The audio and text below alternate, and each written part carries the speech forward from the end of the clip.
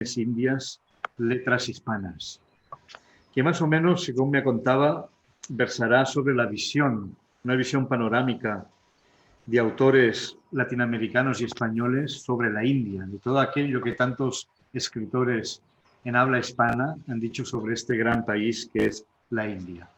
Pero como todos los días me gustaría hacer una presentación un poco más formal, aunque muchos lo conocemos, de la trayectoria de Aparajit Chattopadhyay.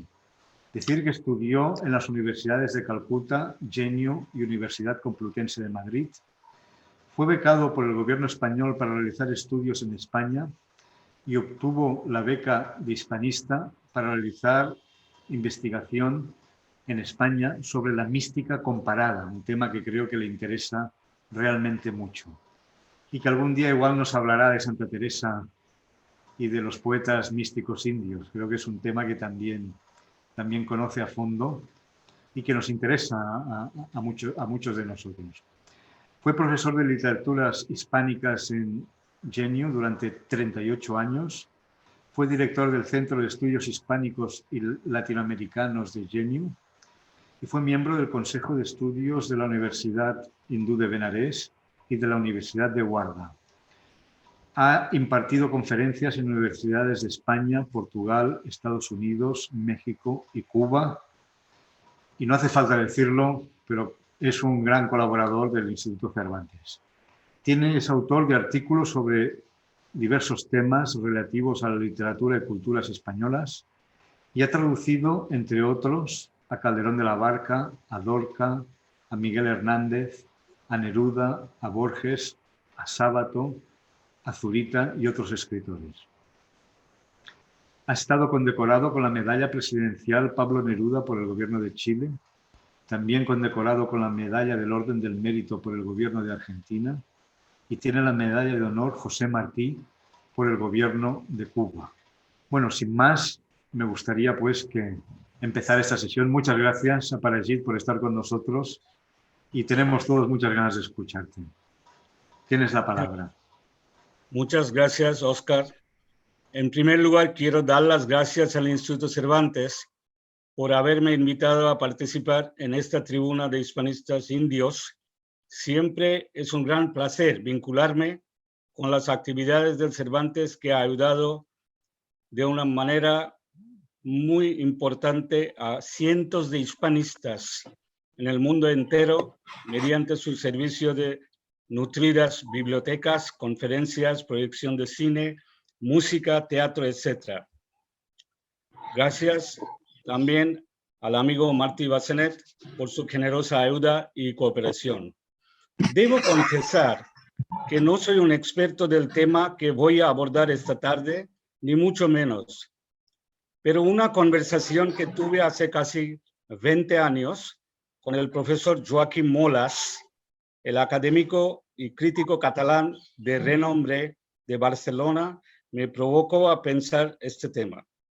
Profesor Molas, durante la conversación, me preguntó: ¿sabe usted cómo las imágenes de la India, sobre todo en la literatura, ha influido a cientos de autores de España e Hispanoamérica durante siglos? Él también añadió como ejemplos la poesía de Kalidasa y Tagore. Desde entonces me interesé en este tema y hoy entre todos vamos a recapitular y discutir algunos aspectos. Por la escasez del tiempo, yo me limitaré a autores y textos escritos durante los últimos 100 años solamente. La lista de autores, por supuesto, no es exhaustiva. Pienso que hacemos este tipo de esfuerzos de vez en cuando para continuar con el diálogo intercultural o multicultural. Les voy a contar una historia acerca de este fenómeno, el diálogo multicultural, antes de abarcar el tema de esta tarde. Hoy en día se habla mucho de diálogo multicultural, pero ¿cuántas personas saben que este proceso se inició en la India hace más de 400 años, mucho antes de que se acuñase el término multiculturalismo? Y sorprendentemente la persona que nos hizo llegar esta noticia fue un español, precisamente un jesuita catalán llamado Padre Antoni de Montserrat. El jesuita Montserrat, desde su seminario de Coimbra, en Portugal, llegó a Goa, antigua colonia portuguesa en la India, y empezó a trabajar ahí junto con los demás jesuitas. En 1579 fue invitado por Akbar el Grande, el emperador mogol, a su corte en Fatehpur Sikri, cerca de Agra, para participar en unos encuentros de los dirigentes religiosos de esa época. El jesuita participó en las discusiones acerca de las esencias, las convergencias y divergencias de las religiones como el cristianismo, el islam, el hinduismo y las demás religiones. El padre archivó los detalles de estas conversaciones en la forma de apuntes y los llevaron a Goa al acabar estas reuniones. Lamentablemente, su obra manuscrita se quedó oculta durante casi 300 años después de su muerte después de su muerte en 1600. Finalmente, los descubrieron y publicaron en 1914 en Calcuta.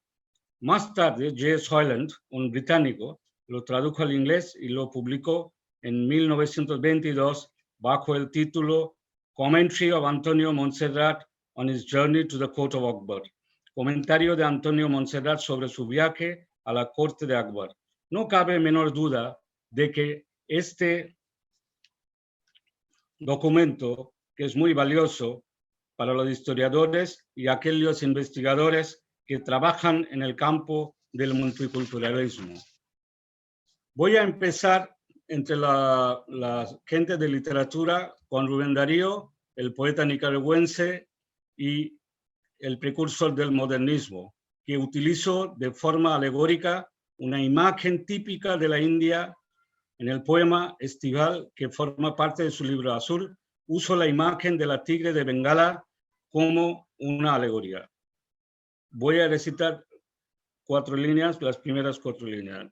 La tigre de Bengala, con su lustrosa piel manchada a trechos, está alegre y gentil, está de gala. Salta de los repechos de un ribazo al turpido carrizal de un bambú. Salvatierra, a la hora de analizar este poema, dice que es un fragmento de la historia, el crimen hacia la naturaleza, la ruina, porque no solo fragmenta la historia como historia colonial, sino también como cacería imperialista y antiambientalista de la naturaleza. Además, con la muerte de la hembra tigre, queda la ruina de un vientre desgarrado, entre paréntesis. La Silva de Dario articula este crimen por medio de la figura del príncipe de Gales, que al ir de la cacería en la selva de la India, una de las colonias de su imperio le dispara a una pareja de tigres a parendarse. Bueno, después voy a pasar al dramaturgo español Jacinto Benavente. Jacinto Benavente, el ganador del Premio Nobel de Literatura, escribió una comedia titulada Dragón de Fuego. La obra, publicada en 1904, describe la situación de la sociedad india durante el British Raj, el reinado británico. Los protagonistas se mueven en Nirvan, un país imaginario que simboliza la India. Mediante un lenguaje alegórico, el dramaturgo nos cuenta una realidad histórica que es el famoso motín de los sepoys, la rebelión del ejército indio contra los ingleses. Caso curioso es que Benavente expresa en términos muy claros su oposición al colonialismo británico, aunque esto no fue la postura de la mayoría de los escritores de la época. La obra se estrenó en el Teatro Español de Madrid con mucho éxito. Esta obra de teatro es tal vez la única pieza de teatro español a base de los elementos indios. Ahora voy a pasar a una autora guatemalteca, María Cruz, que es poco conocida en la India. María Cruz, la famosa poeta guatemalteca, hizo un viaje a la India en 1912. Su libro, Cartas de la India, fue publicada en 1918. Ella estuvo en Mumbai, Benares, Adyar, cerca de Madras, Calcuta, Srinagar, Udaipur y otros lugares. Conoció a Annie Besant, feminista, militante, activista a favor de la independencia de Irlanda y de la India, y una de las fundadoras de la Sociedad Teosófica en Adyar, cerca de Madras. Como buena escritora de viajes, ella siempre quiso comunicar y comunicó con humor y una gracia sencilla, titánica, sus impresiones de la India, sus hallazgos y alegrías. En cada una de las cartas dirigidas, María Cruz describe con ojo etnográfico lugares, paisajes, naturaleza, ciudades, monumentos, castas, oficios, vestidos y deidades de la India. La frescura de su narración le hace una escritora más moderna que un modernista. Voy a citar un trocito de una de sus cartas cuando María Cruz visita las Torres del Silencio en Mumbai. Cito: nuestro hermano que nos escoltó como nuestra sombra nos hizo atravesar el barrio nativo y los llevó a ver las Torres del Silencio, que como usted sabe son el cementerio de los Parsis de Mumbai. Por supuesto, Elia escribió Bombay, no Mumbai. Nuestro hermano y guía en Parsi, de modo que a pesar de la hora tardía, nos dejaron entrar en el jardín. Ya habíamos subido en auto por una empinada colina color verde tropical. Seguimos andando bajo una bóveda de follaje hasta llegar a un magnífico jardín con sombra de palmas y plantado de arrayanes. La tierra era roja y vimos una variedad de plantas que me hizo recordar la alhambra y el generalife. El agua surgía de una fuente en el centro del jardín, donde unos bancos hospitalarios nos tendían los brazos. Nada hacía pensar en la muerte, salvo la muralla blanca que podía verse a través de los cortinajes en flor, en cuya cresta había dos filas apretadas de buitres y cuervos. Como los parsis rinden culto al fuego, rehúsan contaminarlo con el contacto con cadáveres. Y como tampoco quieren contaminar la tierra, no se les ha ocurrido nada mejor que darlos de pasto a las aves.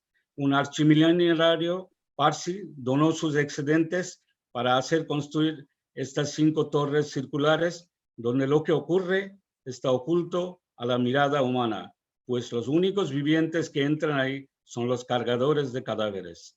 En el jardín puede verse la reproducción en miniatura de una de las torres. Dentro hay una especie de parilla redonda con 3 divisiones concéntricas. El agua sube por los canales para limpiar los restos y arrastrar las osamentas al fondo del hoyo. Por último, el agua, concluida su labor, vuelve a salir por 4 conductos que la llevan a un depósito de carbón y a otra de cal. El agua se filtra y purificada corre de nuevo para ir a saciar la sed de los que aún no han muerto.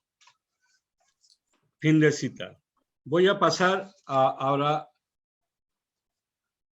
a Ricardo Guiraldes, uno de los escritores, novelistas de renombre famoso de la literatura latinoamericana, el autor de Don Segundo Sombra, también quien fue influido por la filosofía india. Las obras de Ricardo Guiraldes son un claro ejemplo de la literatura latinoamericana de comienzos del siglo XX, la producción de una generación de escritores que se esforzó para adaptarse al orden del mundo moderno, pero a la vez evitando cuidadosamente sacrificar sus raíces. Guiraldes particularmente manifestó las esperanzas de un hombre que busca la verdad con la V mayúscula. Su estilo se situaba entre lo tradicional y lo progresivo, lo rural y lo intelectual, lo local y lo universal. A veces el conflicto fue resuelto exitosamente y otras veces queda manifiesta la complejidad de semejante tarea. En 1910, Guiraldes viajó a la India y otros países orientales. Hay poca información sobre ese periodo de su vida, pero creemos que este primer contacto con la India produjo un efecto que luego se reflejó en sus escritos. Su mujer, Adelina del Carril de Guiraldes, supo explicar el deslumbramiento de Ricardo el día que descubrió la filosofía Vedanta. Cito, ahí encontró aquel día infinitud que tanto le atraía. Fin de cita.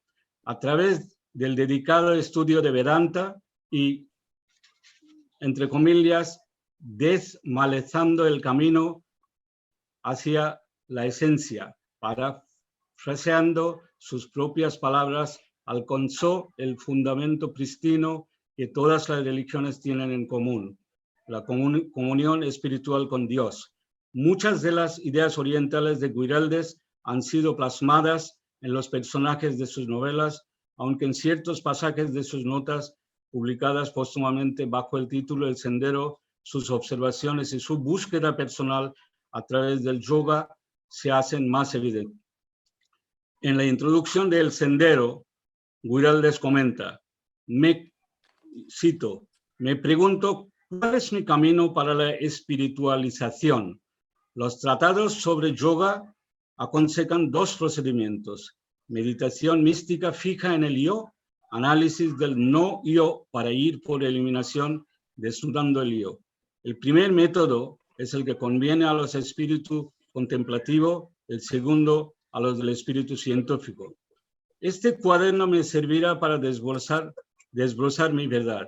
Las citas que pienso ha de hacer en cuanto he escrito en poemas o pensamientos cuya inspiración se insinúa como espiritual, será una base para mi busca, porque siendo anteriores a toda lectura espiritualista, no puede achacarse a lecciones del hombre.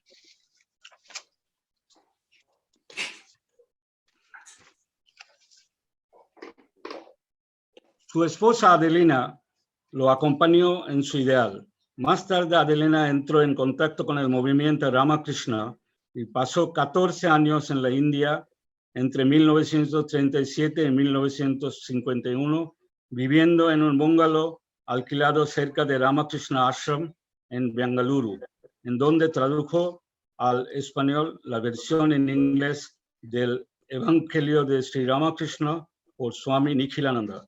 Adelina utilizó en esta traducción un estilo literario que había asimilado profundamente de su marido, en el que lo coloquial se armoniza con lo erudito. Sorprendentemente, el mismo estilo en el cual fue escrito el original en bengalí, Sri Ramakrishna Kathamrita. Inconscientemente, reflejando el original, la traducción de Adelina presenta las palabras de Ramakrishna en un atractivo estilo idiomático, mientras que otras descripciones del libro están enmarcadas en un español culto y refinado, haciendo del conjunto una exquisita obra de arte literario y espiritual. Después voy a hablar sobre otro autor latinoamericano, que es Amado Nervo. Amado Nervo, como ustedes saben, el poeta mexicano, fue influido muchísimo por Vedanta, y eso se ve en uno de sus poemas que se titula Identidad, en el cual el autor escribió como epígrafe el Mahavakya Tat Tvam Asi. El que sabe, el poema es así, el que sabe que es uno con Dios logra el nirvana, un nirvana en que toda tiniebla se ilumina, vertiginoso ensanche de la conciencia humana, que es solo proyección de la idea divina en el tiempo. El fenómeno, lo exterior, vano fruto de la ilusión, se extingue, ya no hay pluralidad, y el yo extasiado abismase por fin en lo absoluto y tiene como herencia toda la eternidad. En sus próximos 2 libros de poesías, Los Jardines Interiores, publicado en 1905, y En Voz Baja, que se publicó en 1909, la influencia de la filosofía india se hace evidente. En estos poemas, Nervo busca la belleza trascendente en un intento de encontrar un significado espiritual más profundo.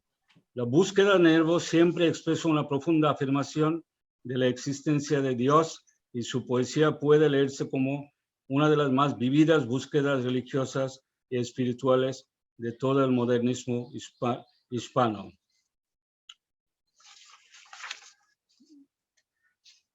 Por último, voy a citar un poema de Amado Nervo, bajo el título Serenidad, donde escribe: yo no soy demasiado sabio para negarte, Señor, encuentro lógica tu existencia divina, me basta con abrir los ojos para hallarte.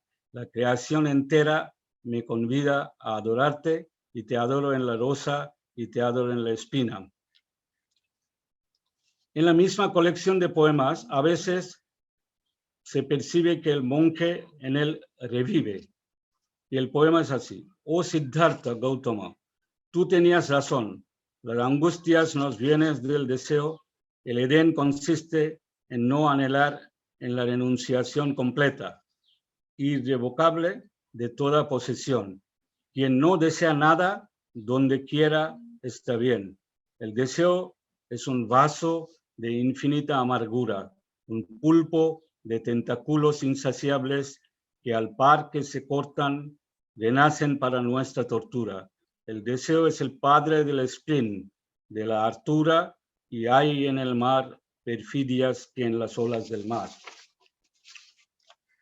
Después voy a pasar a un señor, Juan Marín, que fue autor diplomático chileno, Juan Marín, quien aportó de manera significativa a la difusión de la cultura india en el mundo hispánico. Él fue el único representante latinoamericano que asistió al acto del Día de la Independencia de la India, es decir, el 15 de agosto de 1947. Luego presentó sus cartas de gabinete ante el primer ministro Nehru el 6 de abril de 1949. Estuvo de embajador en la India entre 1949 y 1952. Marín viajó incansablemente a las grandes ciudades y pueblos remotos indios para conocer bien el país. Más tarde anotó todas sus impresiones de la India en un libro titulado La India Eterna.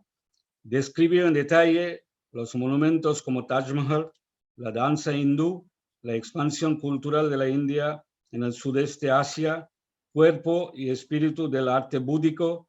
El capítulo dedicado a Sri Aurobindo, el santo de Pondicherry, nos brinda su experiencia de primera mano del ambiente de esa ciudad y del ashram. Voy a citar un trocito de un artículo dentro de este libro que Marín se titula Aurobindo, el santo de Pondicherry. En 1949, pocas semanas después de nuestra llegada a Nueva Delhi, recibimos una carta de Gabriela Mistral, en que nos rogaba ponernos en contacto con el ashram Aurobindo de Pondicherry para hacerle saber que ella, en uso de un derecho establecido por la Academia Sueca, saber para todos quienes han recibido el premio Nobel, había solicitado el premio de literatura del año 1950 para Sri Aurobindo. Agregaba Gabriela que no había podido acceder a la petición del ashram de solicitarlo para el año 1949 por tener compromiso formal y previo a favor de Alfonso Reyes, el gran ensayista y maestro mexicano. Escribimos nosotros al ashram y poco después recibimos en Nueva Delhi la visita del escritor y sociólogo indo-ceilánez Keval Motwani. Motwani venía en nombre del ashram a decirnos que Aurobindo quería que Gabriela escribiera en los diarios de Occidente un artículo sobre su obra. Transmitida esta solicitud a Gabriela, ella accedió y escribió un trozo literario magistral bajo el título algunas palabras en torno a Aurobindo. Este artículo fue traducido por nosotros en inglés y reproducido en la mayoría de los diarios de la India con palabras de júbilo y elogios simultáneos para nuestras poetisas, para Aurobindo y también para la tierra que alumbró a Gabriela. La autora de Desolación cumplió fielmente todas sus promesas y junto con Paul Bach firmaron una petición a la Academia Sueca en favor de Aurobindo, pero la Academia Sueca estimó que T.S. Eliot, autor de Cocktail Party, tenía mayores méritos literarios que el autor de La Vida Divina. En continuación voy a hablar de Gabriela Mistral. Sabemos que esta autora chilena, premio Nobel también,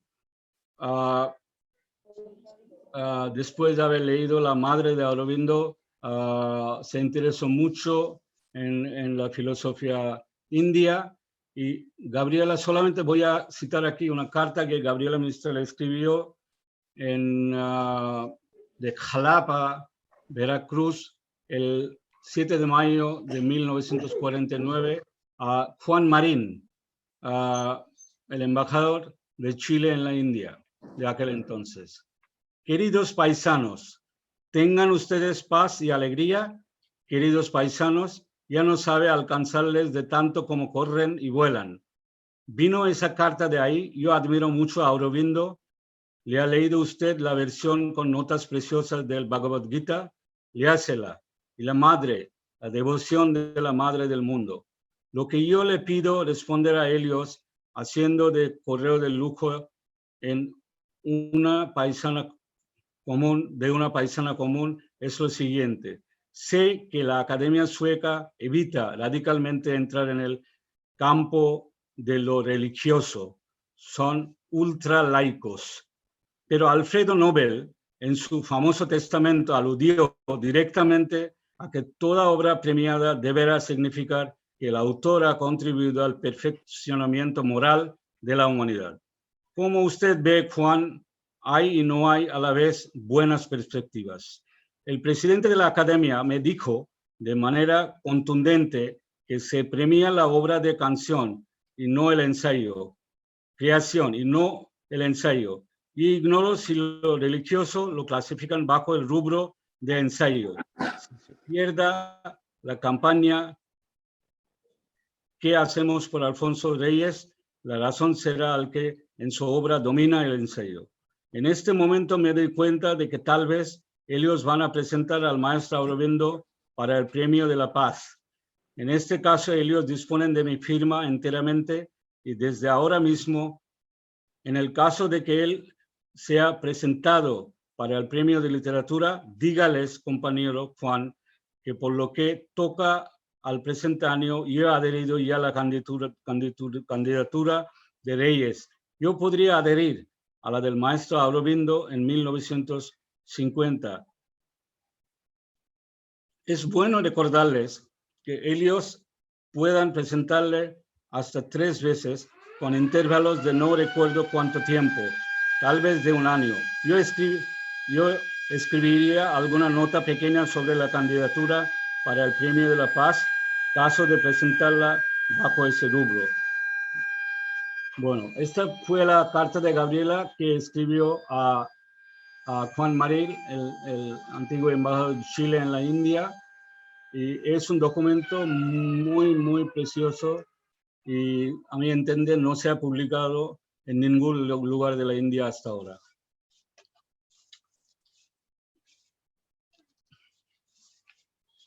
Nosotros sabemos que Tagore es uno de los escritores más populares, más traducidos y más queridos entre los intelectuales de España durante casi más de 100 años. Cuando Zenobia Camprubí Jiménez, con la colaboración de su marido, Juan Ramón Jiménez, tradujo las obras de Tagore y se publicó en España, que contenía la ofrenda lírica y otras obras de Tagore, José Ortega y Gasset, uno de los intelectuales filósofos más destacados de nuestro tiempo, tras leer las obras de Tagore, escribió 3 cartas dirigidas a la señora Zenobia Camprubí de Jiménez, la traductora de las obras de Tagore, que forman parte del epistolario liminar incluido en la obra escogida de Tagore, publicada por la editorial Aguilar. Las cartas salieron por primera vez en el diario madrileño El Sol en enero, febrero y marzo de 1918. Las palabras siguientes de Ortega nos expresan su mayor admiración por el poeta indio Rabindranath, y él dijo: Rabindranath es un poeta místico, tuvo en su mocedad amores terrenos que cantó en El jardinero, pero el resto de su obra, espléndido edificio lírico, no tiene más inquilino que Dios. Pero es el Dios de la India, un Dios benévolo que viaja en su carro de oro entre el polvo de los caminos aldeanos. Un Dios sonriente que sobre el ancho mundo hace danzar muerte y vida gemelas. Un maestro poeta, fin de cita, que ha hecho de la vida de Tagore una cosa simple y recta, parecida a una flauta de caña que él sabe llenar de música. Y nosotros sabemos que el poeta español Juan Ramón Jiménez, también el premio Nobel, el poeta de Moguer, escribió un colofón brillante, un colofón como un homenaje, como un tributo a Tagore. Yo no sé en la historia de la literatura si un premio Nobel había escrito una cosa así, dedicada al otro premio Nobel. Y en el colofón lírico, Juan Ramón dijo: estando yo un día en la playa, que yo sé, cogí con mi mano la espuma de una ola que me gustó, una como fresca ceniza de nácar que se quedó en mi palma. Sin saber por qué, una idea se me hizo en un instante: palabra segura, natural. Y yo dije alto: es ceniza de Tagore. ¿Por qué le dije yo? Tú lo oíste y me viste en la palma de mis manos aquella ceniza de espuma que no se me iba, que centelleaba como si estuviera viva. El Ganges se llevó hacia el mar, total la preciosa vida de Tagore, ya en cenizas de la quema de su cuerpo, y el poeta se unió en ceniza al mundo por medio del mar. En el mar del mundo están esas cenizas de Tagore. ¿Por qué no hubieron de venir hasta mi mano, que ayudó a dar forma nuestra española al ritmo de su inmenso corazón? Fin de cita. Voy a continuar con este tema de Tagore, con Victoria Ocampo, la dama argentina, quien fue anfitriona de Tagore en 1924 por 2 meses, cuando Tagore estuvo en Argentina. Y Tagore también escribió muchos poemas dedicados a ella y que se ahora forma parte de la antología Pura Vi, que Victoria Ocampo mismo tradujo al español, más tarde, claro, de la versión inglesa. Y voy a citar a Victoria Ocampo y voy a hablar de un incidente que pasó. Victoria Ocampo ha relatado un incidente que arroja luz sobre por qué muchas de las traducciones inglesas de los poemas de Tagore comenzaron a ser un poquito más que precisas y hasta desfiguradas paráfrasis. Tagore tenía dudas acerca de la capacidad de los occidentales para entender el pensamiento oriental, o al menos las había tenido.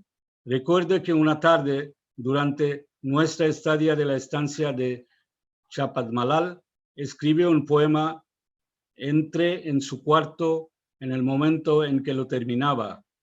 Es casi la hora del té, le dije, pero antes de bajar, por favor, tradúzcame ese poema. Inclinado sobre las páginas desplegadas ante él, pude ver indescifrable como las huellas de las patas de pájaros en la arena los delicados, misteriosos trazos de los caracteres bengalíes. Tagore tomó la página y comenzó a traducir literalmente. Me dijo, lo que leyó, a veces titubeante, me pareció tremendamente iluminador.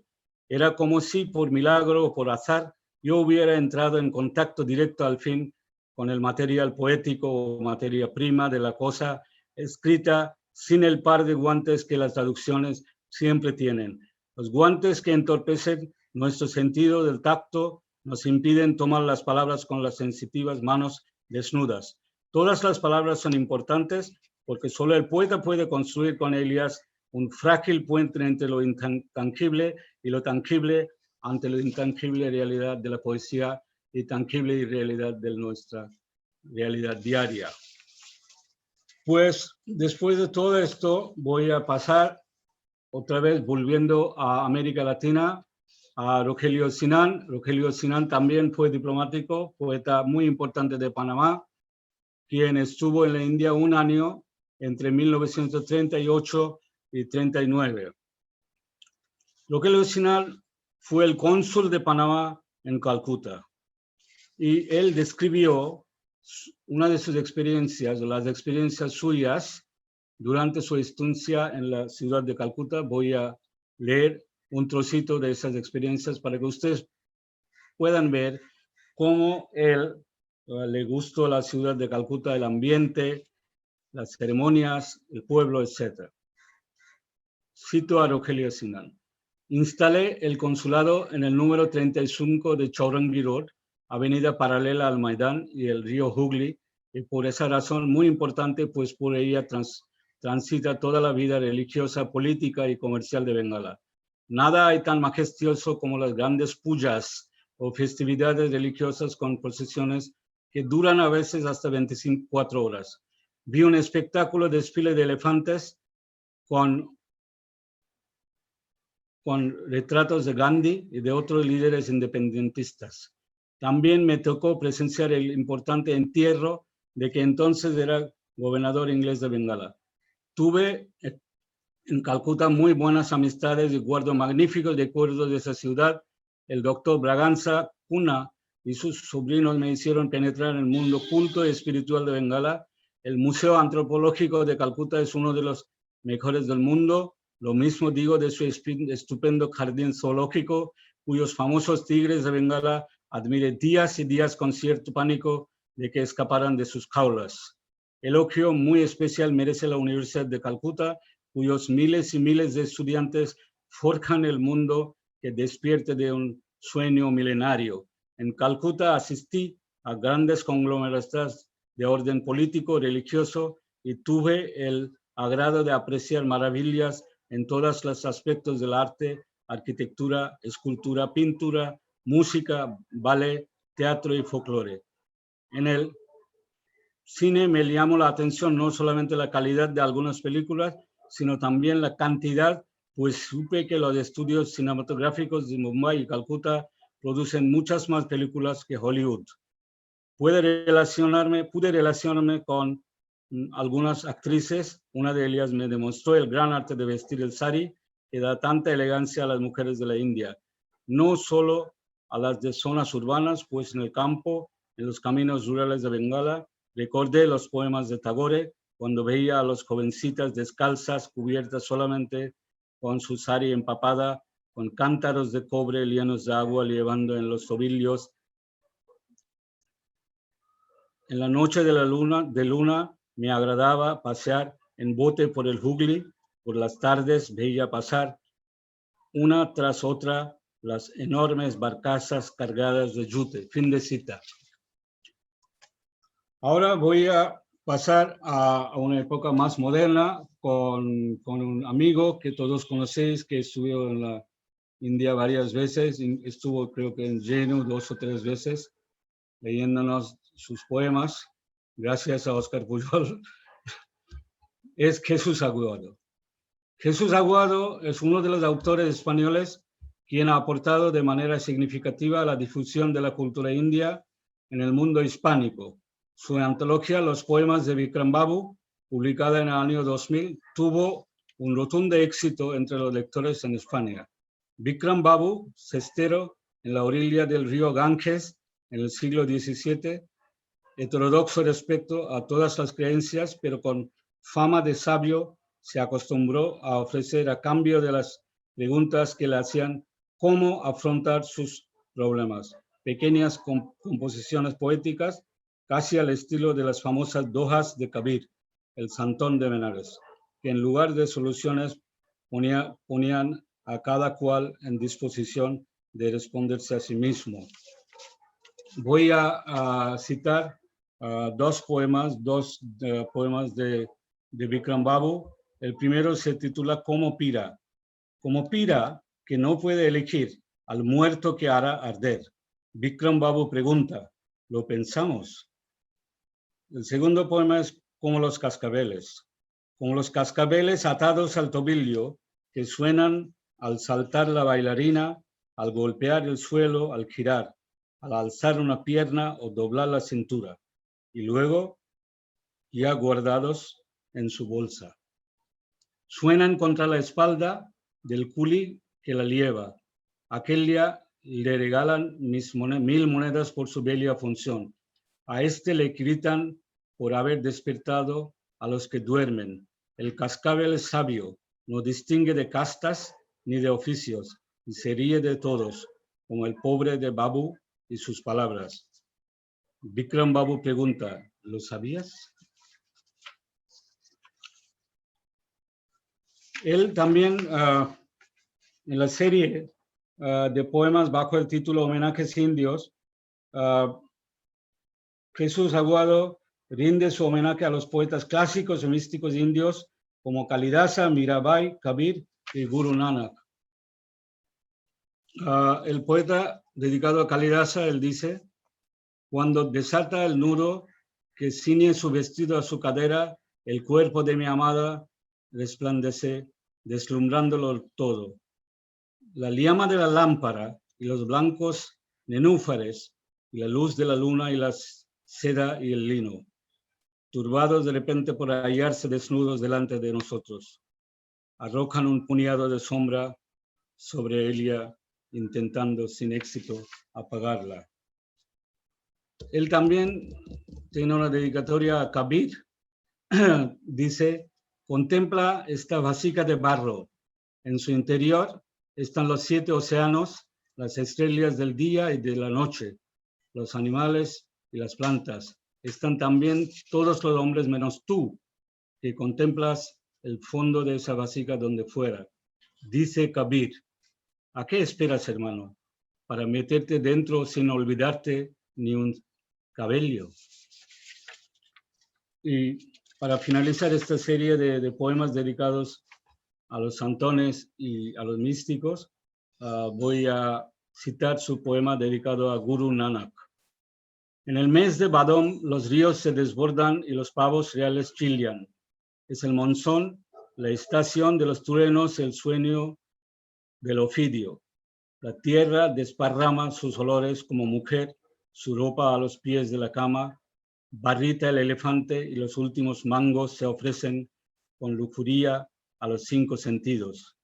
Liora Nanak, en el mes de Badom. Los hombres no te invitan a sus casas. Este té es con la T mayúscula. Los nubarrones piensan, son un paño de tus ojos. Vamos a cambiar completamente el tema, completamente el estilo, completamente el contenido. Voy a referirme a un escritor chileno, novelista muy importante, quien es Roberto Bolaño. Roberto Bolaño, una de las figuras destacadas de la narrativa hispanoamericana de nuestros días, escribió un cuento titulado El Ojo Silva. Forma parte de una antología Putas Asesinas. Se publicó en 2001. El autor narra la historia de su amigo compatriota, un tal Mauricio Silva, llamado El Ojo, que es un fotógrafo. El Ojo abandona Chile tras el golpe de Estado. Más tarde, en un reencuentro en Berlín con el autor, él narra su experiencia de una ciudad india donde se fue a fotografiar la vida urbana y el barrio de las putas. El Ojo cuenta su experiencia de un rito pagano que se practica ahí para castrar a los niños, a pesar del hecho que el gobierno indio lo ha prohibido hace años. Voy a citar un trocito muy pequeño de esto. La fiesta tiene la apariencia de una romería latinoamericana, solo que tal vez es más alegre, más bulliciosa y probablemente la intensidad de los que participan, de los que se saben participantes, sea mayor. Con una sola diferencia, al niño, días antes de que empiecen los festejos, lo castran. El Dios que se encarna en él durante la celebración exige un cuerpo del hombre, aunque los niños no suelen tener más de 7 años, sin la mácula de los atributos masculinos. Así que los padres lo entregan a los médicos de la fiesta, o a los barberos de las fiestas, o a los sacerdotes de la fiesta. Y estos lo emasculan, y cuando el niño se hace recuperado de la operación, comienza el festejo. Semanas o meses después, cuando todo ha acabado, el niño vuelve a casa, pero ya es un castrado y los padres lo rechazan. Y entonces el niño acaba en el burdel. Los hay de todas clases, dijo el ojo con suspiro. A mí aquella noche me llevaron el peor de todos. Pues aquí pueden decir que es completamente otra cosa, una experiencia que Bolaño nos narra de un acto muy cruel que yo no sé todavía se practica, pero se practicaba al menos hace 20 años. Voy a pasar a una novelista española, Soledad Puertolas, la novelista española, quien publicó su novela Queda la noche en 1880, ganadora del premio Planeta por esta obra literaria. Nos cuenta el viaje por el Oriente, incluso la India, para huir de la monotonía de la vida. Narrada en la primera persona, la protagonista Aurora nos habla de su viaje, primero a Hong Kong y luego a Nueva Delhi, donde empieza realmente la historia. La descripción detallada del Hotel Imperial, donde se aloja, un hotel con la arquitectura y el ambiente típicamente británico, es muy interesante. Ella se enamora de Ishwar, un indio. También visita Taj Mahal y describe su belleza eterna. Entre los autores modernos españoles, mejor dicho contemporáneos, ella es casi la primera en proyectar algunas imágenes de la India a través de una narrativa hispana. Actualmente es miembro de la Real Academia Española. Voy a pasar a otro autor moderno, Javier Moro. En los últimos 15 años, el autor español, que ha tenido bastante éxito al presentar dos historias diferentes a base de los personajes y circunstancias indias, indudablemente es el novelista Javier Moro. Su obra de ficción, Pasión India, publicada en 2005, llegó a ser un bestseller en España y en América Latina, con una venta asombrosa de casi 175,000 ejemplares, y actualmente su 16ª edición se encuentra en los escaparates de las librerías españolas. El novelista basa su novela en la historia de amor entre Anita Delgado, una española de una familia modesta, y el Maharaja de Karpurtala de Punjab. El autor utiliza la información sacada del diario de Anita Delgado y las entrevistas con la gente que conoció bien los eventos históricos y sociales de la época. La descripción de lo exótico de la vida en un palacio real indio con sus idiosincrasias había interesado a los lectores occidentales, en este caso a los hispanoparlantes. Creo que la popularidad que goza la novela y su rotundo éxito comercial se debe en gran parte a este hecho. Después del éxito de la ficción Pasión India, Javier Moro se emprendió a redactar otra novela, El Sari Rojo, publicada en 2008. Otra vez el autor escoge a su protagonista de las tierras indias. Se basa en la trayectoria de la vida de Sonia Gandhi, una mujer que nació en una familia modesta de Turín, en Italia, se enamoró y se casó con un heredero político de la dirigente popular y poderosa de esa época del subcontinente indio, señora Indira Gandhi.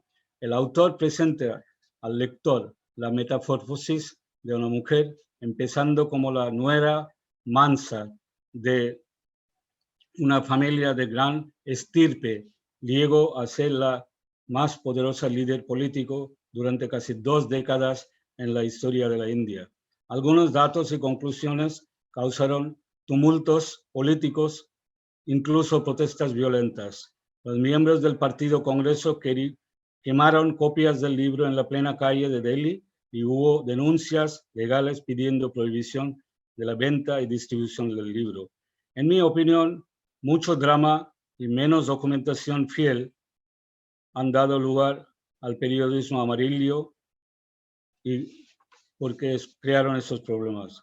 Porque el subtítulo del libro dice una biografía dramatizada. Para mí es más drama que biografía.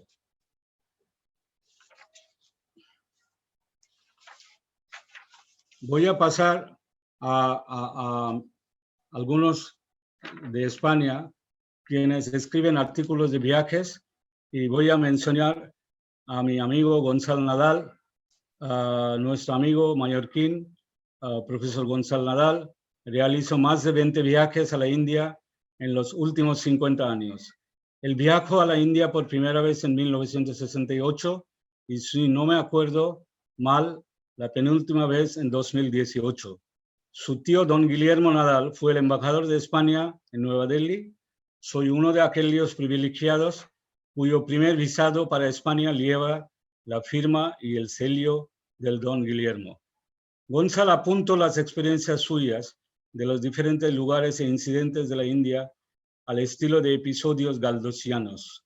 Voy a citar de sus 2 textos que según sus propias palabras son, cito, para cerrar el periplo de 50 años. Él escribió una pieza que se titula Samarpan el 20 de febrero de 2018. Es lo siguiente. Meditas en torno a aquel fin de era desde la veranda de Samarpan, una guest house a pocos metros del mar cuyo sonido te acompaña en tu reflexión. Escribes a 6 kilómetros del Matri Mandir, templo de madre o materia y núcleo de Auroville. En esta community os han ubicado sus administradores, organizadores del festejo que conmemorará su primer medio siglo de historia. En tu caso, el evento adquiere la categoría de hito. Estabas ahí mismo cuando nació la ciudad, es más, con apenas 15 años contribuirás por decreto a su creación.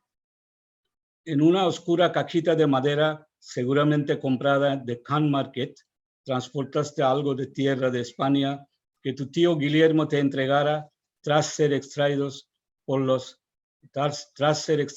los jardineros de la embajada en Nueva Delhi. Fue el último día de febrero de 1968. Tu pasado te fuerza a regresar al sur, al mismo lugar que meros complementos circunstanciales vinculados a tu familia lo habían posibilitado. Estabas en la India siguiendo el precedente que había sentado el viaje de tu hermano mayor 2 años antes al norte. A ti te correspondería Pondicherry, el sur. Prefieres aparcar los asuntos del estirpe y tratar de cuadrar el círculo que abarcan esas 5 décadas que discurren entre tu primer aterrizaje a las costas del Coromandel y tu reciente regreso para incorporarte en cuerpo y alma a Auroville, responsable en último caso de tu vuelta a los orígenes. Él también describe con mucha nostalgia el ambiente de India Coffee House de Pondicherry, que él visitó 2 veces, una vez en 68 y otra vez en 2018. En el otro episodio, Gonzalo nos cuenta su experiencia no muy agradable de un viaje en tren de Bhubaneswar a Benares en agosto de 1992. Los estudiantes universitarios de Orissa estaban en plena manifestación y protesta contra la aplicación de la ley de cuotas. Ellos asaltaron el tren y lo detuvieron por horas, causando grandes disgustos a los pasajeros. Lo interesante es que Gonzalo redactó todo esto sentado en el mismo tren.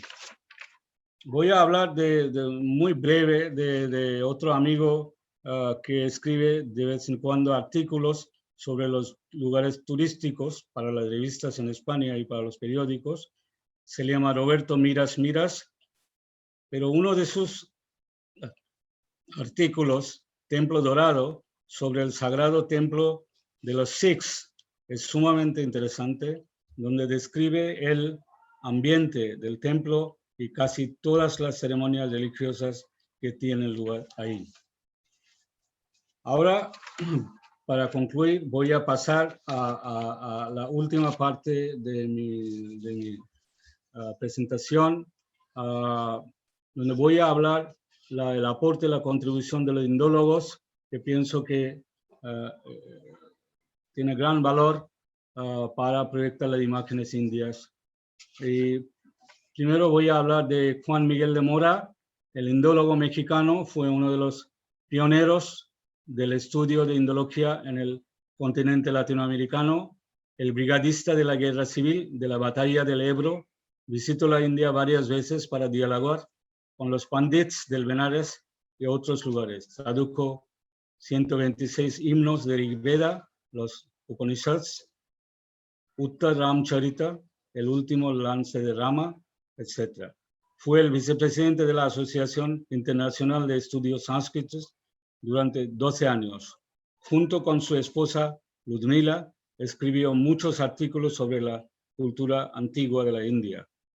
Debo mencionar el nombre de Félix Ilarras también, el célebre sánscritista e indólogo, quien realizó las traducciones importantes de los Upanishads, y también él tradujo un teatro moderno indio que se llama Tughlaq, del dramaturgo famoso indio Girish Karnad, hace 30 años.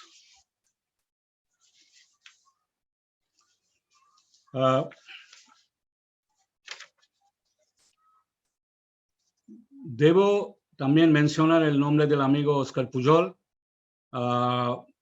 Nuestro amigo Oscar Pujol es indudablemente uno de los indólogos más destacados de la actualidad. Su estancia en la India durante 4 décadas le ha dado grandes oportunidades aprender el sánscrito en las orillas del río Ganges, sacar el título del doctorado en sánscrito de la Universidad Hindú de Benares. Oscar Pujol es autor de muchos libros, incluso traducciones de los Upanishads, la sabiduría del bosque, junto con Félix Ilarras. Su traducción con comentarios de Yoga Sutra de Patanjali, los aforismos del yoga, publicada en 2016 por la editorial Kairos, merece gran aprecio por todos aquellos a quienes les apasiona el tema del yoga. Yo sé que esta edición de Patanjali, de la traducción de Patanjali, es cada vez más popular, sobre todo en Hispanoamérica, y alguien me dijo que ahora la 6ª edición está en venta en España y en América Latina. Voy a citar un sutra en original y su traducción y comentario por Oscar.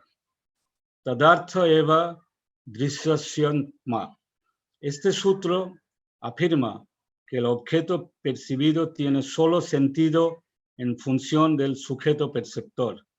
El mundo perceptible tiene solo sentido en función de ese, quiere decir, perceptor. Aparte de traducción de muchas obras, Oscar Pujol también ha recopilado 2 diccionarios importantísimos, las herramientas más importantes para los traductores, el diccionario sánscrito-catalá y últimamente el diccionario sánscrito-español, que se va a presentar en México mañana, yo creo que a las 5 de la mañana hora india, virtualmente. Estos 2 diccionarios, por supuesto, que servirán a los investigadores y traductores de las generaciones venideras.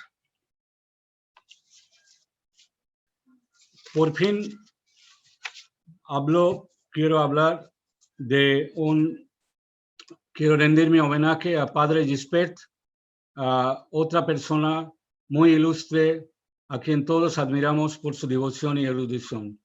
Me refiero al Padre Jordi Gispert Saus, otro jesuita catalán, quien durante casi 60 años de su vida se dedicó al tema de indología. Sus artículos y entrevistas publicados en varios libros y revistas nos brindan ese intento sincero de armonizar el Oriente y el Occidente. Acerca de la diferencia entre la salvación en el hinduismo y la resurrección cristiana, el Padre Gispert comentó en uno de sus artículos: creo que el cristianismo tiene un plus en cuanto a la historia individual, pero por otro lado, la salvación en el hinduismo puede obtenerse en casos especiales dentro de la vida mundana y no como en el cristianismo en el momento de la muerte física. Jivan Mukta es el adjetivo hindú que recibe a una persona que consigue romper con el ciclo de las reencarnaciones y sigue viviendo, pero no volverá a nacer. Es cierto que la salvación hindú parece más factible para los seres humanos, ya que es más entendible la salvación del alma que la de ambos, cuerpo y alma. Fin de cita. Gran conocedor de los libros clásicos, Bhagavad Gita y Puranas, el Padre Gispert daba clases de tema del hinduismo en el seminario de Vidyajati, la luz de sabiduría, ubicada en Vieja Delhi. Tuve el placer de conocerle en 1985 junto con el otro indólogo Félix Hilarras. Su comentario sobre los primeros versos del Bhagavad Gita es sumamente interesante. Según él, yo cito, en el hinduismo no existe la noción de la creación del universo. Se encuentra solo en la literatura de los Puranas, escrita medio milenio después de la Gita. El hindú centra su existencia en la idea de que la realidad del alma es eterna e inmortal. Esta es y ha sido la misma. Solo las apariencias y las percepciones cambian. Acerca del consejo que Krishna da a Arjuna, él dijo, y yo le cito, en el texto Krishna explica a Arjuna que las variaciones de la vida son factores externos y que ajenos a su voluntad. Él tiene que cumplir con su deber de guerrero, su dharma. Tanto el sufrimiento como la alegría son sentimientos temporales que no afectan a la realidad absoluta. Hay que actuar con valentía y sabiduría según las circunstancias de la vida. Este mensaje tiene resonancias en el que pronunció Jesús, cito, no os preocupéis por lo que comeréis mañana. Pero mi charla yo creo que será inconclusiva si no hablo un poco de Octavio Paz, el gran mexicano, quien escribió 3 libros sobre los temas indios. Primero, la antología de poesía, Ladera Este, el monogramático, un ensayo muy interesante, y luego Vislumbres de la India, el tercer libro. Paz, gran conocedor de la India, porque estuvo 6 años como embajador de la India en Delhi, y, entre 1962 y 68, y tuvo la oportunidad de dialogar con Swaminathan, el pintor, Nirmal Verma, el poeta, Shyamlal, el periodista, y los demás intelectuales en Delhi y en otros lugares. Así que él, en Vislumbres de la India, todo lo que escribe o escribió es de primera mano. Y este libro, como sabemos, que tanto su edición española como su edición inglesa es uno de los bestsellers en este momento. Para finalizar, concluir mi charla, solamente cito la última página de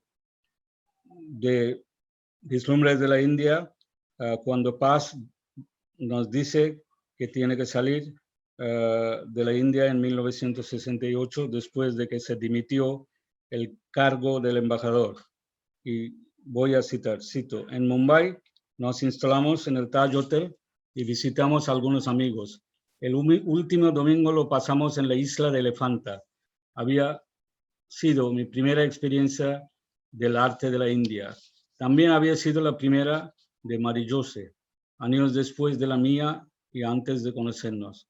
Los turistas eran numerosos y esto malogró al principio nuestra visita, pero la belleza del lugar acabó por vencer a todas las distracciones e intrusiones.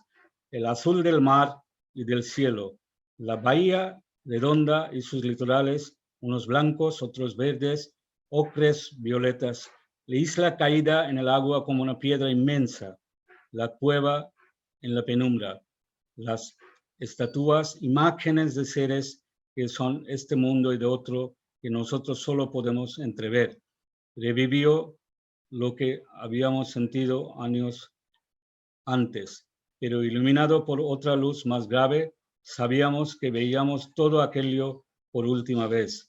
Era como alejarnos de nosotros mismos. El tiempo abría sus puertas. ¿Qué nos esperaba? Esa noche, de regreso al hotel, a manera de despedida y de invocación, escribí estas líneas. Y ahora es el famoso poema que él escribió, casi último podemos decir, antes de zarpar para México. Shiva y Parvati, los adoramos no como a dioses, como imágenes de la divinidad de los hombres. Ustedes son lo que el hombre hace y no es, lo que el hombre ha de ser, cuando pague la condena del quehacer. Shiva, tus 4 brazos son 4 ríos, 4 surtidores. Todo tu ser es una fuente y en ella se baña la linda Parvati. En ella se mece como una barca graciosa. El mar palpita bajo el sol. Son los gruesos labios de Shiva que sonríe. El mar es una larga llamarada. Son los pasos de Parvati sobre las aguas. Shiva y Parvati. La mujer que es mi mujer y yo. Nada les pedimos, nada que sea del otro mundo, solo la luz sobre el mar, la luz descalza sobre el mar y la tierra dormidos. Muchas gracias.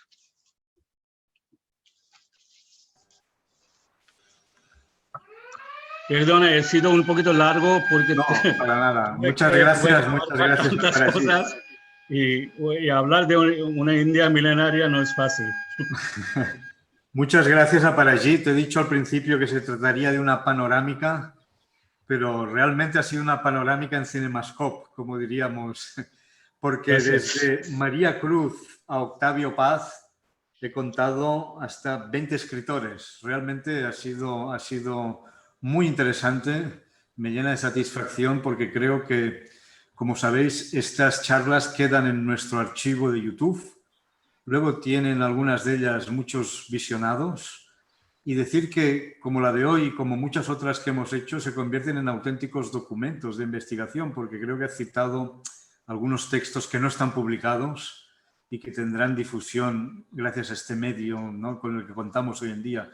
Por lo tanto, te agradezco mucho esta magnífica charla y esta panorámica tan extensa que nos ha devuelto también la imagen de una India más espiritual en tiempos en que parece que lo espiritual está de capa caída y en el que la economía y el reino de la cantidad triunfa por todos los lados. Me gustaría ahora simplemente abrir, tenemos algunos minutos más, y invitar a quien quiera a que abra el vídeo, que ponga en marcha el micrófono y comente lo que quiera, ¿no? Y como somos tampoco, por favor, pues invito a la audiencia a que participen. Solo decir que me ha parecido genial también tu última cita de Octavio Paz, que creo que abarca muy bien el genio indio. Sí, claro. Ese amor por la abstracción más alta y simultáneamente pasión por la imagen más concreta. Octavio Paz era un gran observador de la realidad india y de ese arco simultáneo que avanza, como digo, desde el Brahmano dual hasta esa pequeña gota de agua reflejada en un espejo y que me parece que caracteriza muy bien lo que es la India. Invito pues a nuestros amigos a que hagan algunos comentarios.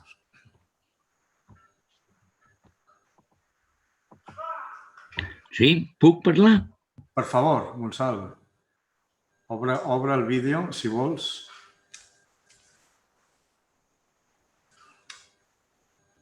Sí?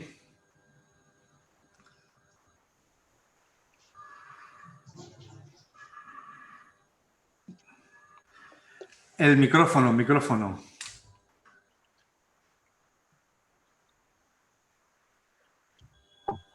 ¿Ahora? Ahora, perfecto, ahora se oye bien. Sí. Bueno, por alusiones.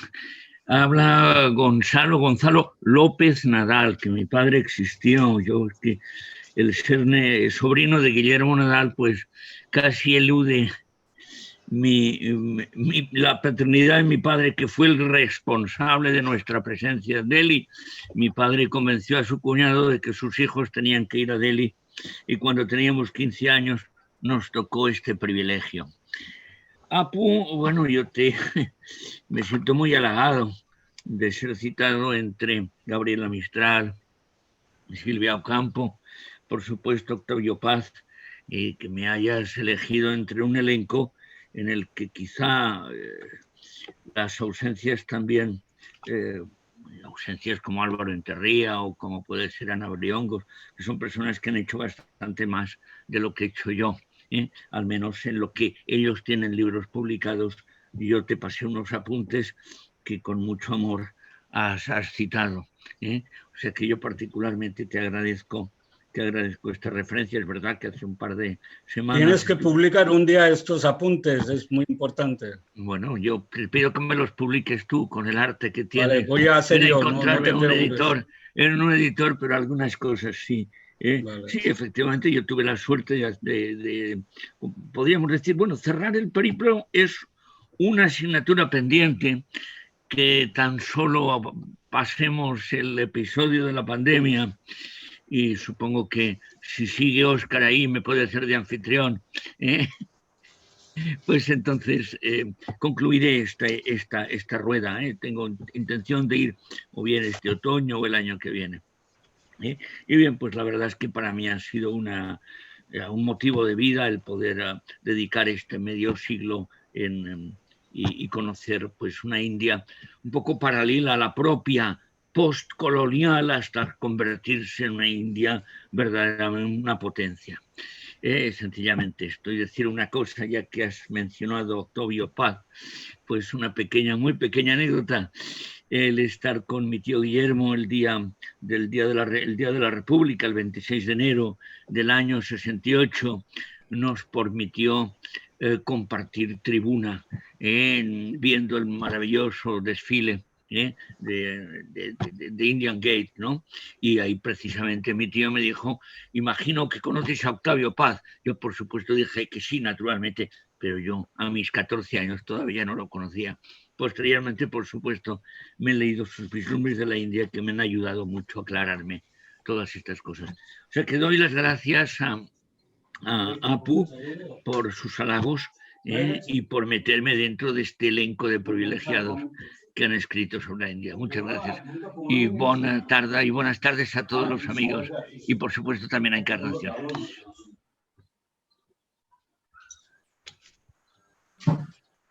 Muchas gracias, Gonzalo. A ver si es verdad ese libro. Son muchos años de experiencia en la India y, como dije en su ocasión, has jugado un papel clave en las relaciones España-India. Y creo que un libro sería una gran contribución. Abro, pues, ¿alguien más quiere hacer algún comentario? Shamu, ¿Me permites? Por favor, Sí. por favor, tienes la palabra. Bueno, Óscar, muchas gracias. Fue una presentación, Aprajit, fue una presentación bastante interesante porque presentaste datos, algunos datos bastante desconocidos, y esto debe rellenar una serie de detalles que deben enriquecer nuestros estudios sobre esta relación India y el mundo hispánico. Sin embargo, ocurre que se me ocurre hacer un comentario un poco teórico, es decir, lo que has presentado, si estas observaciones pueden hacerse dentro de un modelo teórico, es decir, si has presentado algo en donde no veo ninguna dicotomía, no veo el otro lado de las imágenes. Es decir, a título de ejemplo, te puedo dar 2 o 3 ejemplos. En la España de finales del siglo XIX, en qué manera se está recibiendo, por ejemplo, todas las sabidurías del sánscrito. Hay un gran sánscritista, Centenat y Cabañas, que niega cualquier originalidad al sánscrito, es decir, todo lo que la India o el este o el oriente sabe o está diciendo es todo aprendido del oeste, del occidente, no es nada es original. Y en cambio, en el siglo XX, ya con la inclusión, con los estudios de los alemanes y de los franceses, pues en España hay un cambio, es decir, hacia los estudios del sánscrito y del oriente. Esta es la parte dicotómica, es decir, cómo cambia dentro de una percepción de ambos lados. Entonces, esto sí puedes captar en tu presentación alguna vez. Esto enriquecería muchísimo toda esta percepción. A tu título de ejemplo te puedo decir otras cosas. Por ejemplo, por un lado hay autores que niegan la filosofía oriental pacífica del Tagore y de la India. Durante la Primera Guerra Mundial, pues hay autores muy importantes que dicen que la India presenta una filosofía pasiva y esto no es adecuada a la filosofía occidental de España, de Europa. Pero ahí surge, por ejemplo, Antonio Machado con un gran poema acerca de Tagore, Siddhartha, en donde dice que ahí llega Tagore, por ejemplo, como un Siddhartha, ¿no? Con ese mensaje. Entonces, y luego, claro, Juan Ramón Jiménez y la recepción de Tagore, esto introduce la otra parte de la percepción de la India. Y te puedo contar otros, por ejemplo, en el periodismo. En el periodismo, en los 30, en los 40, uno de los grandes periodistas de la crítica de Buenos Aires, de Argentina, que es un crítico, un periodista español, ¿no? Adelardo Fernández Arias, que viaja hacia la India y está ahí por un año y produce 2 o 3 libros. Uno de los libros es el país que Gandhi despertó, ¿no? Entonces, toda la aportación de Gandhi, el pacifismo, la no violencia, etcétera, y está con los líderes y ha presentado un libro magnífico de esa lucha de la India contra el imperialismo británico. Ahora, pero en los 80, 83 específicamente, hay otro periodista grande, Manuel Leguineche, que da un título a su libro después de viajar a la India. Dice, su libro es La destrucción de Gandhi. Es decir, la presentación, la situación sociopolítica es tan violenta en la India tan cambiante que a él le parece que Gandhi ha sido totalmente destruida. Entonces, es la otra parte, es la parte dicotómica. Entonces, estos aspectos, yo no entro en varias otras cosas, ustedes lo pueden ver en mis libros sobre la decepción de Tagore en España y en América Latina y en otros libros míos. Ahí pongo esa recepción crítica que presentan ambos lados y cuál es esa lectura crítica que podemos hacer de esa dicotomía. Hay un mensaje también más profundo, es decir, la crítica lo hacen desde el punto de vista de algún realpolitik que existe entre los poderes grandes, entre España y Gran Bretaña, entre Estados Unidos y la India, y Gran Bretaña, perdón. Entonces, hay una situación de realpolitik también que informa esta dicotomía. Hay que entrar en esos profundos sentidos de la lectura de estos señores, ¿no?, sobre la India. Entonces, hay otros autores chilenos, has mencionado de Marín, pues hay 6, 7 otros autores chilenos que presentan, que ven la India desde ambos lados. Entonces, yo digo que en este tipo de presentación, si traes la riqueza de ambas vertientes para hacer esa percepción, para presentar esa percepción dicotómica, esto enriquecería muchísimo nuestro entendimiento de la realidad de nuestras relaciones entre Oriente y el Occidente, y más específicamente entre la India y el mundo hispánico. Nada más, gracias. Nada más, se puede comentar muchas cosas más, pero no entro porque no hay tiempo. Muchas gracias. Muchas gracias, Shamu, por tus comentarios que siempre enriquecen. Quería entrar yo un momento, Oscar. Sí, por favor, Viva. Si puedes abrir el vídeo, se agradecerá. Pues, quizás sin vídeo, ¿no? No, solamente lo que yo quería comentar es que le quiero felicitar a Porajita por este gran panorama que él ha trazado durante una hora de 100 años. Y yo pienso que como Ganguly hay muchos que él no ha abarcado. Por ejemplo, yo tengo un libro traducido. ¿Me oyes? Pues pongo... Perfectamente. Viva. Sí, Viva, sigue. ¿Ya me ves? Te oímos, sí.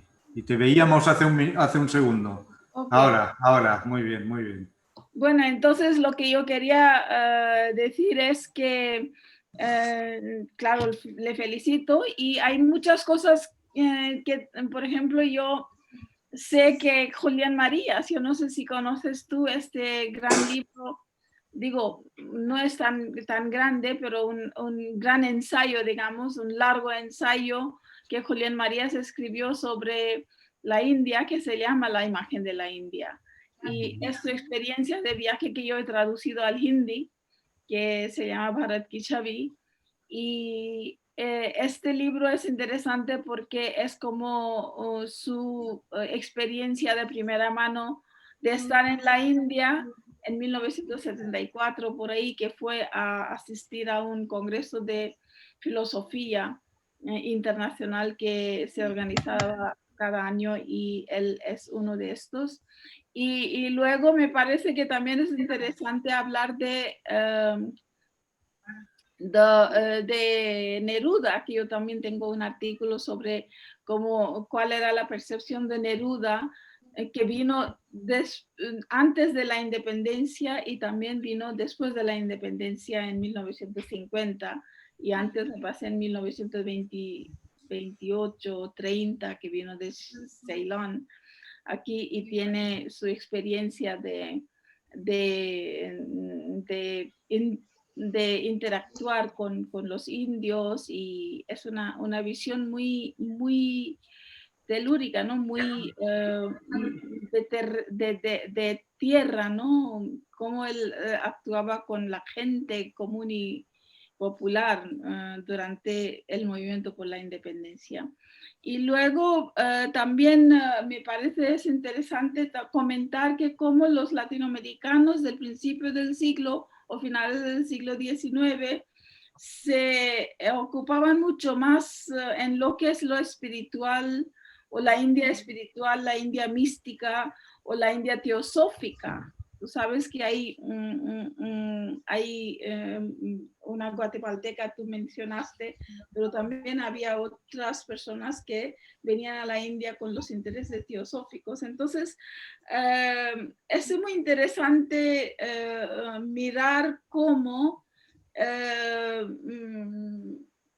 lo que dijo Edward Said, ¿no? Que esta imagen de la India tan fija, de lo espiritual, de la India religiosa, etcétera, no afecta, no cambia en la imagen de los latinoamericanos, ¿no? Y esto me siempre decepciona, aunque tenemos tantas cosas tan comunes con América Latina, ¿no? Toda la guerra por la independencia, la historia de colonial, etcétera. Entonces hay como un intercambio epistemológico en cuanto a la India y América Latina más rico, puede ser y existe, que no se refleja tanto en los escritos, ¿no?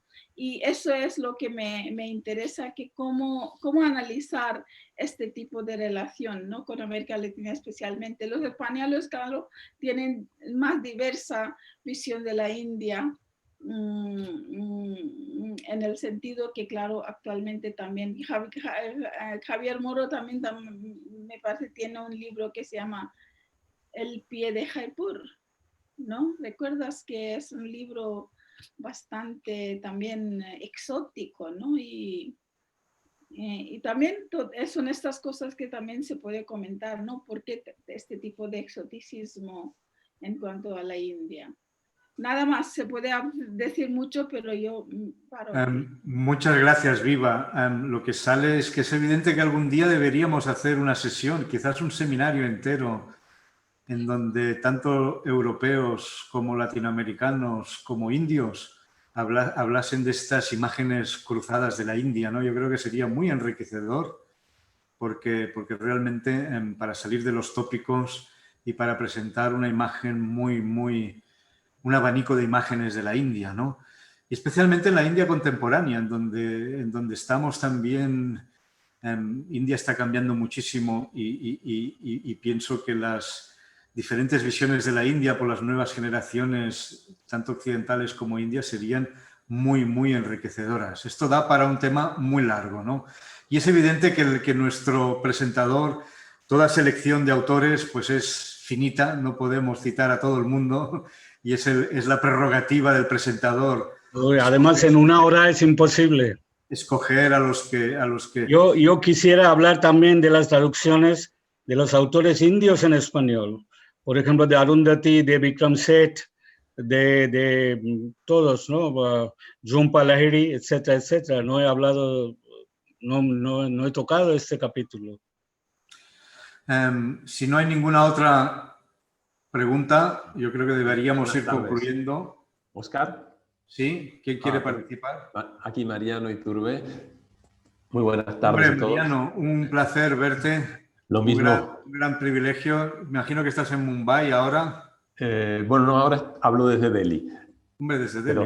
Pero sigo en Bombay, sí. Un gusto, es un placer en volver Y por favor, tienes la palabra. Sí, brevemente, felicitar a Parajit, excelente presentación.